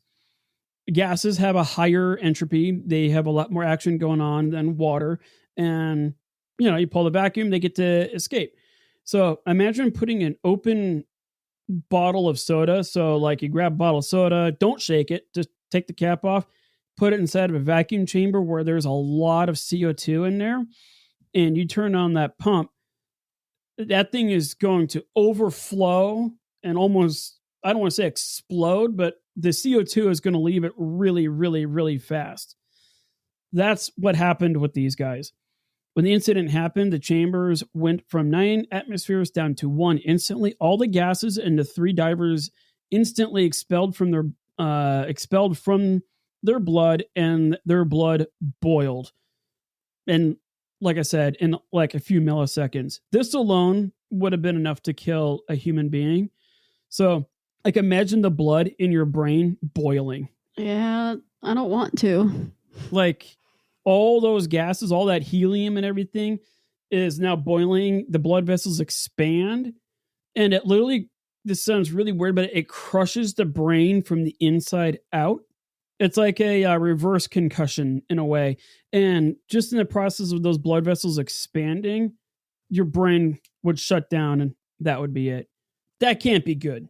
Having your brains boiling, that's a bad deal. Yeah, that's a no-go.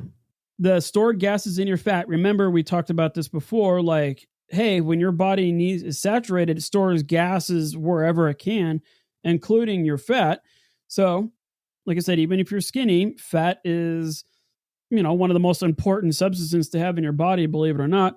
And there are many different kinds of fats and different densities and lipids and cholesterols, and that your organs are surrounded by it. Your heart is surrounded by it.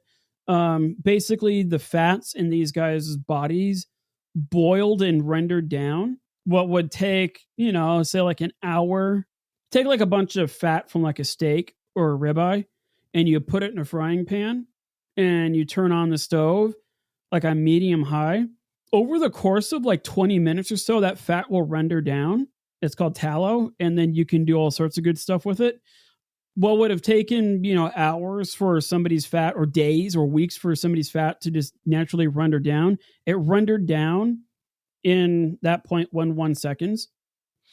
And the fats were rendered down or denatured. The structure of the fats in the blood organs was so insoluble, or in other words, in a state where the body can't do anything with them, that the body was basically completely saturated. Where the gases were is now fat.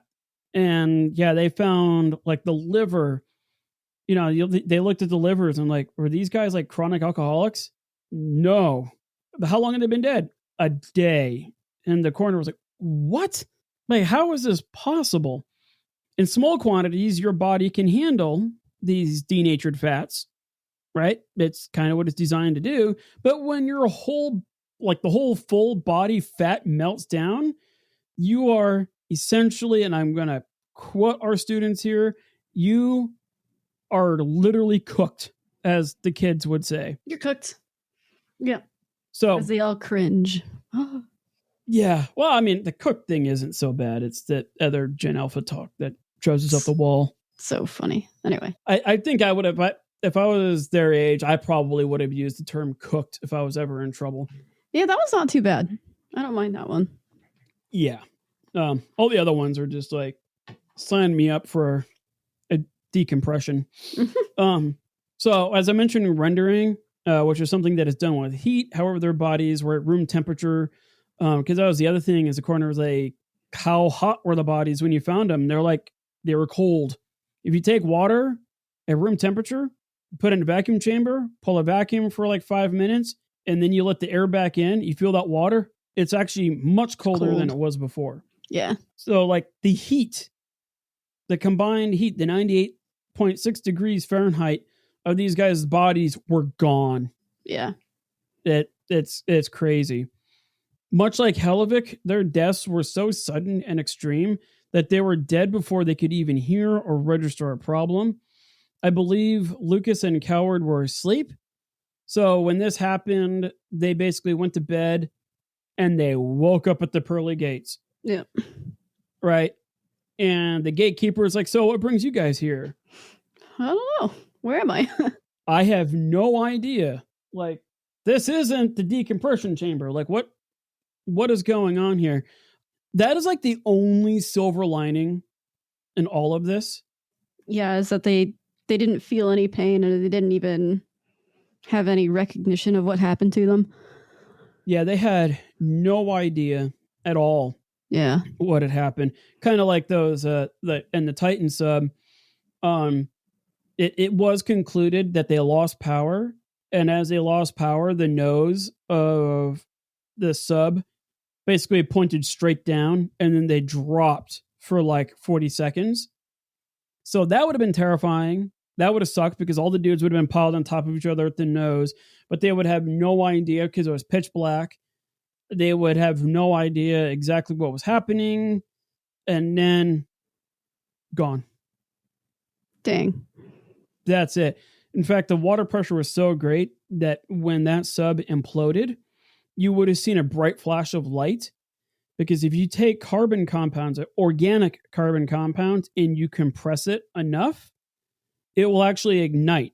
That's how diesel works. A diesel engine just takes a very thick, nasty gasoline, and it compresses it so much that it ignites and explodes, and it makes the pistons go up and down. That is basically what would have happened. If you were down there with those guys, you would have seen like a camera flash, and that's it. That would have been gone. And what's really interesting is that there was a large volume of air inside of that sub. You'd be thinking like, well, eventually the bubbles would have made it to the surface, right? Well, no, because they were so deep, as the bubbles went up, the ocean absorbed the air. Yeah. And so by the time they got to the top, it had been completely dissolved in the ocean. Kind of like my CO2 system for the plant tank. Like, I send out these little bubbles of CO2 for the plants to live off of. And they start off big at the bottom of the tank, but when they get to the top, they're tiny because they're being absorbed. So what about the two dive tenders, though? So that's I think that's an important question here, because one of them did survive. Crammond, he did not survive. His injuries were a combination of one being crushed by the bell, right? A 4 or 5 ton metal flying object coming at you. That'll do it. He also would have suffered something very similar to a percussion wave. So if you're near an explosion, not enough for it to like blow you to pieces, what happens is that shockwave hits your chest and it blows up all the tiny little blood vessels in your lungs, right? Because you've got the little capillaries in there where the blood comes up to get oxygen and then it goes back to your heart to be distributed throughout the body. Well, if the percussion wave is strong enough, it will actually burst all those little blood vessels, and then you eventually bleed to death through your lungs. I remember years ago during the war on terror, they had like Osama bin Laden's like 15th third in command. It seemed like every week America was taking out one of bin Laden's third in commands, or it's like, how many of these guys does he have? He has like 15 third in commands, but this guy was particularly bad. And they dropped a bomb outside where he was hiding, and he was outside and he caught that shockwave and it blew him back like 50 yards. And then they rushed in and took him. And yeah, he was still alive. He thought he was going to live, but then over the course of days, because all the blood vessels were blown in his lungs, he slowly suffocated. And given the heinous crimes that this guy committed, it wouldn't have surprised me if they tried to keep him alive as long as possible. He was the one who was responsible for all like the beheadings and all the torture and all that kind of stuff. So if it wasn't for that diving bell crushing him, that would have been the other thing that would have done him in, is that shockwave that came out. So instead of being at 1 atmosphere or 9 atmospheres going down to 1, it's like you're at 1 atmosphere and you're being hit with 9. It's the reverse of the guys inside dying in reverse of the Titan sub implosion. Okay. Okay. Lot of reversals here. So yeah, unfortunately, Cram didn't make it. Now, Saunders did live. He had like multiple broken bones, concussion, head injuries. That guy, he took a beating, but he did survive. And his life was essentially ruined because of all this. And this is where part 4 comes in, the aftermath. Obviously, a decompression incident of this graphic proportion can't be swept under the rug. Like, you just can't say, "Oh yeah, there was an incident. There was a slight accident on the Byford Dolphin." Like, no.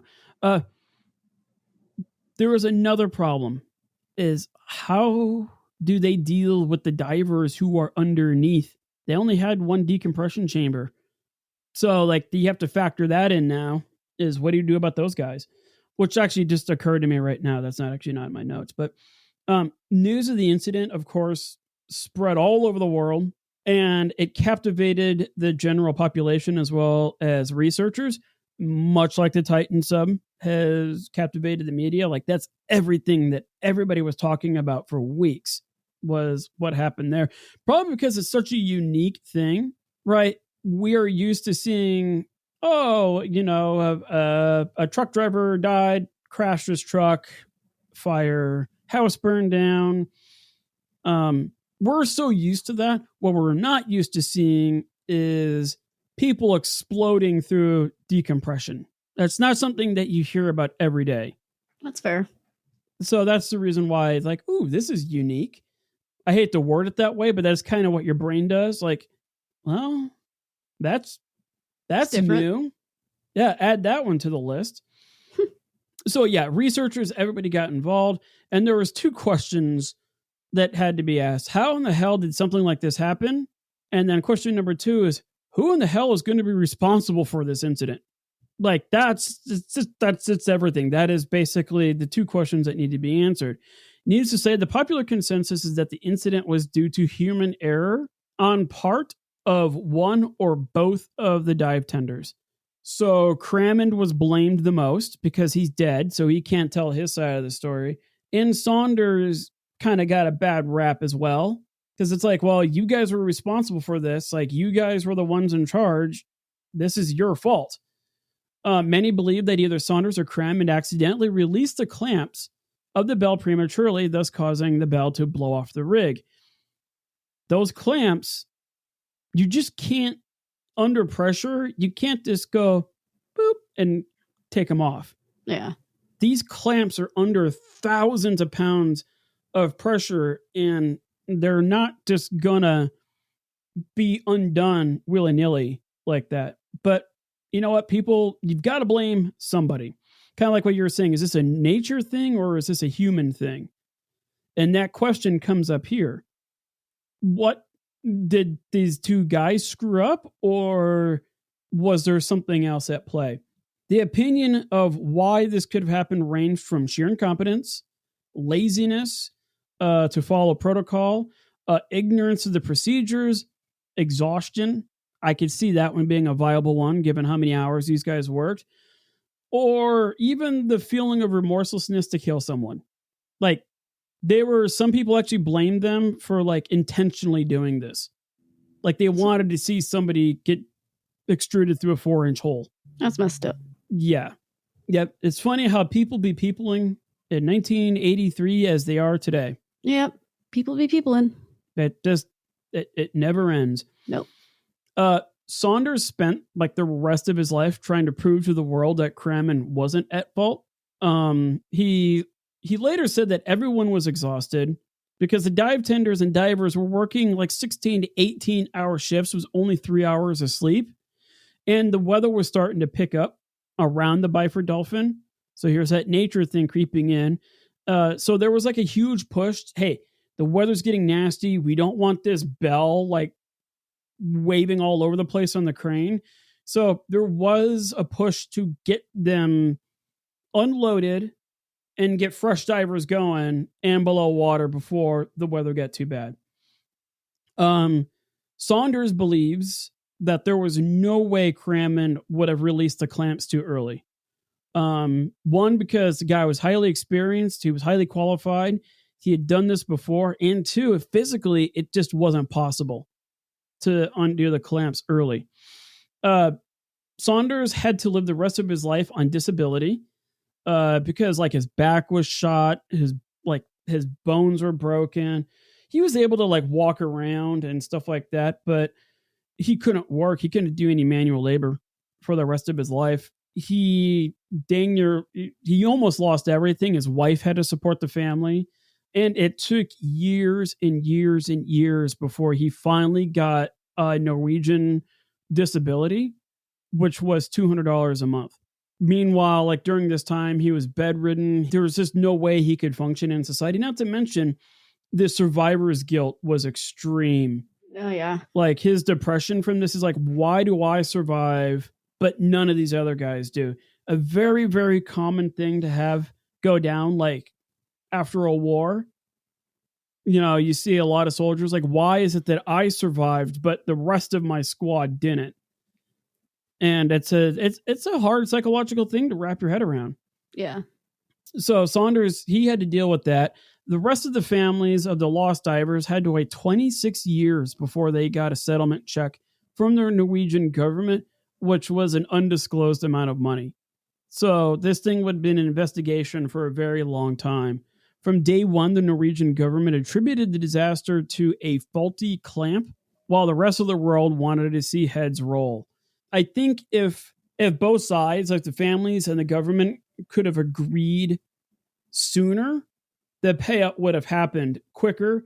But, you know, people want to see a human being take responsibility for this, not just some clamp. Right. And so, like, if they both agreed that, okay, yeah, let's say it was 70% clamp, 30% human related. All right, cool. We agree, here's the payout, but since both sides were pushing for two different causes, they're not going to pay out anything until something finally gets approved.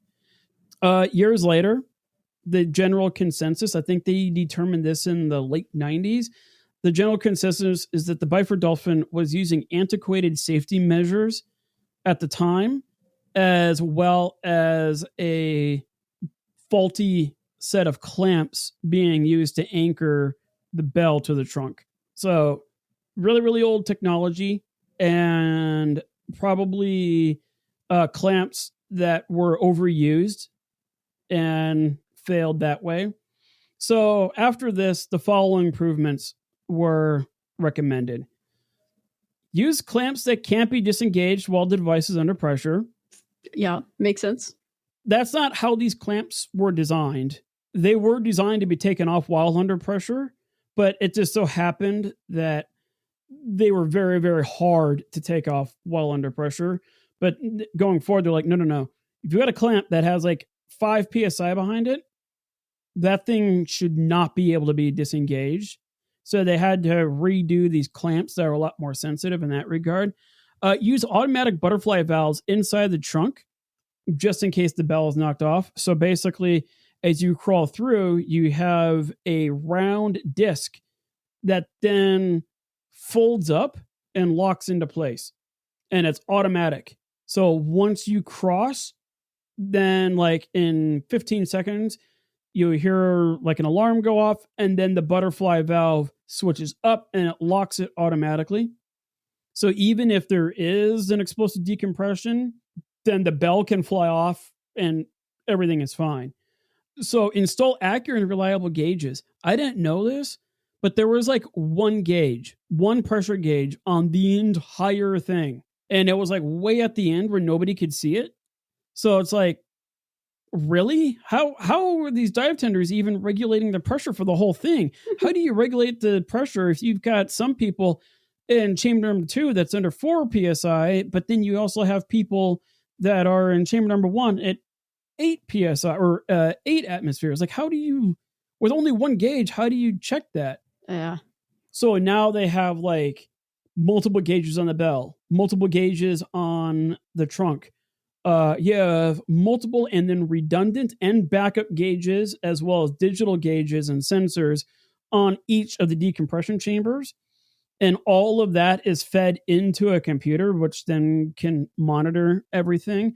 And then you also have more than just 2 dive tenders. I think now there's like 6 at any given time, and they have to be rotated out like every 8 hours. So that makes me feel a little better about it. The other thing too is they had no way of communicating with the divers inside. This wasn't so much of a like a main leading cause to the Byford Dolphin incident happening, but it's like they used a megaphone. They yelled into like an old school megaphone, and then the people on the inside would have to tap on the side to let them know that we were moved over. Now they've got microphones all over the place. So basically, you crawl in, you could say, okay, Heliox here, Bergerson here, we are in, and the hatch has been closed. Okay, cool. Decompress and then move forward. So, like, using a megaphone and yelling, not the best. Not the best. So, but that's been improved. A lockout and tag out system.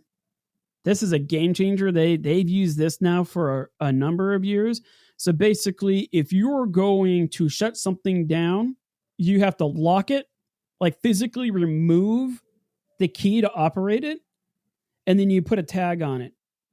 So that way, if like you move Heliox and Bergerson over, then if they want to lock that chamber and they need to do it from the outside as well, what you do is Heliox needs to remove his key from the inside, put a tag on it, and then once that has been undone, because that's the only way you can lock the hatch is by doing that. Like lock it, turn the key, pull the key out, and then on the outside, then Saunders or Crammond would turn their key, and then they would lock the other hatch, because that only way they could do it is if they had the key turned, and then they pull it out, tag it.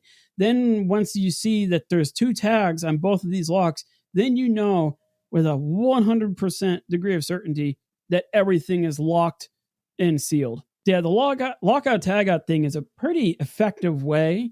They have to do this when they're battleships in World War II. The pistons on these engines were like 48 inches in diameter, and you could actually crawl in using a ladder, crawl inside the piston to clean it out, but they had to do a lockout tagout, meaning shut the engine down, physically remove the key, put a tag on there so the engine can't accidentally be fired up. Yeah. Because imagine being inside of a piston. That'd be terrible. Firing. The other thing too is regular maintenance and inspections, as well as records keeping and audits. So these things are constantly being checked. Today, most pressure vessels have a date range. So like those who ever go paintballing, you know, those CO2 tanks that they use in the paintball guns, there's actually a date code on there. Same thing with fire extinguishers and all that stuff. And if the tank is too old, like if I think it's over 5 years, it has to be retested and then recertified or replaced. Now, like these clamps, they have to be tested. If they're too old, screw it, just get new ones, put them on. And like even the decompression chambers themselves have to be certified periodically.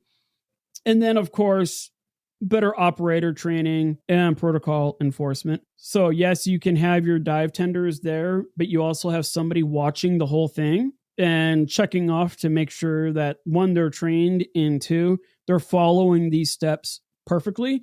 And they actually have a checklist that, and they can't proceed until everything is checked off.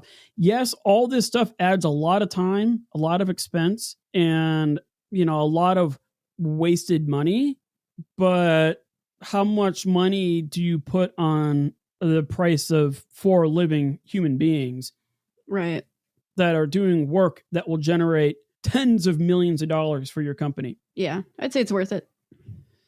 So yeah, that is the Byford Dolphin incident. Yikes. Yeah, that would it's a dumpster fire that was happened start to finish before you could even understand what's going on. It's the fastest dumpster fire I've ever talked about. So yeah, That's a rough one. Nice. Well, good deal, I guess. yeah, good deal, bad deal, like however you want to word that. I don't know how to segue out of that, so I paused. I know. But on a lighter note, like, hey, let's check out our website. Yeah, website's up to date as of the time of this recording. All the episodes are there and all of that good stuff. So if you want to go check it out, it is at thedaysdumpsterfire.com. You can also email us there. You can shoot us a message on Instagram at thedaysdumpsterfire. If you have any ideas or suggestions or whatever, you can reach us in either of those ways. Or we have a little link on the show notes where you can click that and you can send us a text message and it'll go directly to us and we can see it. So that's another option if you want to communicate to us that way. That's all I think I have right now. But don't forget to check out Kara's artwork. Yeah, that too. kmsmalls.draws over there on the Instas. Yeah, she's the one that, if you look at our logo now, Kara drew our dumpster fire logo with like our heads on fire. It looks pretty sick. I like it a lot. So Kara tends to, well, she could draw anything, but she can do theme-based stuff pretty well. Like I'd be curious to see what your artwork would look like for the Byford Dolphin. I don't know if I would make artwork for it, to be honest. There are certain topics that I won't do. I mean, I could see you like drawing like an oil rig, right? And you have like a tiny little decompression chamber up there, and then you see like the diving bell like flying out into the ocean. Yeah, and maybe even put that like pew pew it just flies out there. We don't need to be drawing body parts all over the place, but yeah, no, Kara does a lot of theme stuff for our episodes, which we upload onto the website. I wouldn't mind getting a shop going for that because her stuff is pretty incredible. Like my home office recording thing, I've got like 1, 2, 3, 4, 5. I got 6 pieces of her work. Dang. Hanging up in my office. I know you can't see it because I got my sound barrier on there, but yeah, I got Zelda, I got Link, I got the 20 episode one that you gave me for my birthday. I've got your Deadpool one, and then I've got Napoleon. The Napoleon one, or the Deadpool one, is one that you drew up for me when you left our previous job. You remember you did drawings for everybody? Yeah, it adds up after some years. Yeah. So it's like a kind of a weird Kara's art shrine in here. How I feel about that. Hey, I'm not praying to it. So that's true. But yeah, make sure you check out her artwork. We want to get a shop going for her because her stuff is really, really good. Be sure to remind people about the show, physically grab their phones, sign them up for it. We can be found anywhere. We're on Amazon. We're in iTunes. We're in Spotify. We are, anywhere you get your podcasts. Yeah. Podcast Addict. That's the one that I use a lot. I'm going to be experimenting with Pocket Casts here pretty soon. That's another one that's really popular. So yeah, wherever you get your podcasts, you can also go to our website and get them. In fact, that's probably the easiest way. So like if you go to our website, thedaysdumpsterfire.com, you can click on the actual episode itself, listen to it there. And that way you don't have to deal with ads and all that stuff like Spotify likes to put in. Or you can find us on Buzzsprout. We also have it on there. So if you go to either place, like that helps our numbers, that helps us get found. You can leave reviews. You can, just you don't have to give us money to support the show. You can tell people about us and leave reviews, leave comments, give us suggestions, and spread the good word. Because if you're having a bad day, just remember, it's not a Byford Dolphin disaster day. Yeah, that's fair. So, in the meantime, keep it a hot mess. Bye.